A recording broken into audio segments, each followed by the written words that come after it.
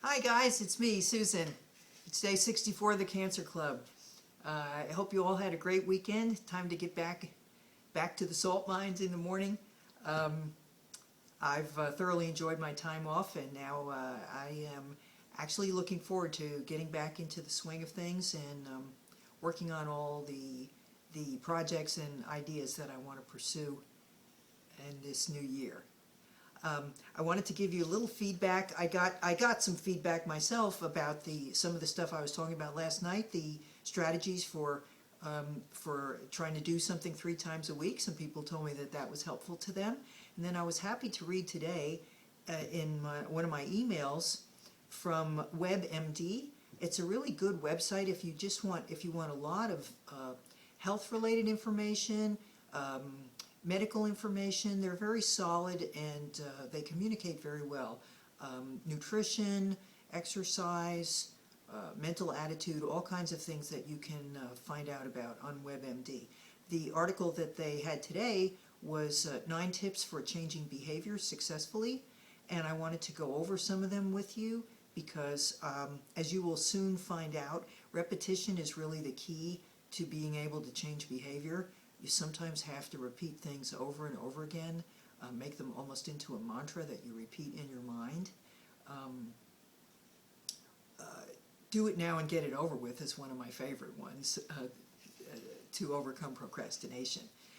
But I wanted to summarize the points that they made in the article and just to see how they overlap with some of the things I've already said and maybe expand a little bit on some of those so that we can reinforce the idea that behavior change is not complicated. It just you need to have the right strategies or else you will, without realizing it, set yourself up to fail. Okay, their first point was go public. Similar to what I said last night, let people know what you're doing, elicit their support, ask someone to be a buddy and work on a behavior with you, and like I did last night, be accountable to people. It's going to help me, I'm sure, to do my 3 times a week workouts, knowing that I have said that I'm going to be bringing it up to you all and telling you about it. There might be a night where I just don't want to do it, and yet I will maybe be encouraged to just go a little bit farther than my comfort zone because I know that I've told you that I would let you know how I'm doing. So we'll see how that works, but that's what they recommended also. Don't keep it to yourself. Number 2, the second point was only try to change one thing at a time. You may have several behaviors that you want to focus on. Pick the one that feels the most doable, the thing that might be easiest for you to give up, if you can tell. And put all your energy into that one. Doing them one at a time will end up being more successful than trying to do them all at once and then ending up changing nothing because you really run out of gas. Changing too many things is not something that humans like to do. I don't know why exactly. It's that comfort zone thing, I guess. Number 4 is expect to slip up, which, as I mentioned last night, whatever expectations you have to include that it's okay to relapse or lapse, if you want to call it that, to have a bad day. Your definition of having a good day can't include being perfect because pretty soon, I mean, you might have one like that, but you're not going to have a perfect day every day. And being realistic about what you expect will make it easier for you to get back on track when inevitably, as you will, you slide off track. Instead of going completely off the rails and down the tubes, like many people do when they feel like they've blown it, then they just completely give up. Point number 5, they say, use regular small rewards as you take your steps towards your goal. This fits with the idea of having smaller goals that feel more attainable. My goal being to get through the evening without binging on ice cream. Okay, it isn't I will never binge on ice cream again. It's I won't binge on ice cream tonight, and then tomorrow I will get to feel good about that, rather than when do you get to feel good about saying I'll never do something ever again? Ever? So that's the theory of that. Okay. Point number 6, Realize that habits can take 2 months or longer to change in any reliable way. Don't have the expectation that if you've done something for a week, you can pretty much assume that you're going to be sticking with it after that. It takes effort and mental manipulation. You know, motivation is a mind game. You can demotivate yourself or you can motivate yourself, but that has to include accepting that you're going to have to push it in the initial period, and that can really be much longer than we want it to be. And that's where the other strategies like having support from friends, having small goals, writing things down on a calendar so that you can see it, all of those things can be helpful in getting you through those initial several months where the motivation doesn't just come naturally. Number 7, create positive goals that specify behavior rather than very broad, or let's say a negative goal like I'm not going to procrastinate anymore was the example that they gave. It's kind of a negative goal, and it doesn't give you any guidance about a specific behavior that you're going to change.